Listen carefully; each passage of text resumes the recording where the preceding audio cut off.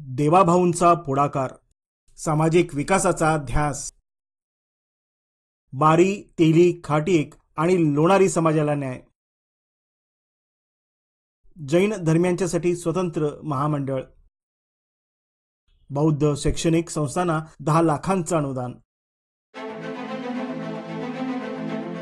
राज्यातील जैन, बौद्ध, बारी, तेली, हिंदू खाटीक, लोणारी समाजाच्या सर्वांगीण विकासाच्या उद्देशाने देवाभाऊंच्या महायुती सरकारने एक महत्त्वाचा निर्णय घेतलाय. यानुसार जैन धर्मियांसाठी अल्पसंख्याक आर्थिक विकास महामंडळ स्थापन करण्यात येणार आहे.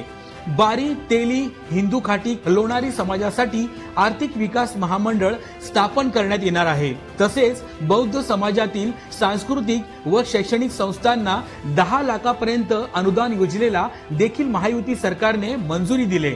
महायुती सरकारचा हा निर्णय म्हणजे राज्यातील अल्पसंख्याक आणि इतर मागासवर्गीय समाजातील जातींना आर्थिक पाठबळ देण्याचा उद्देश आहे.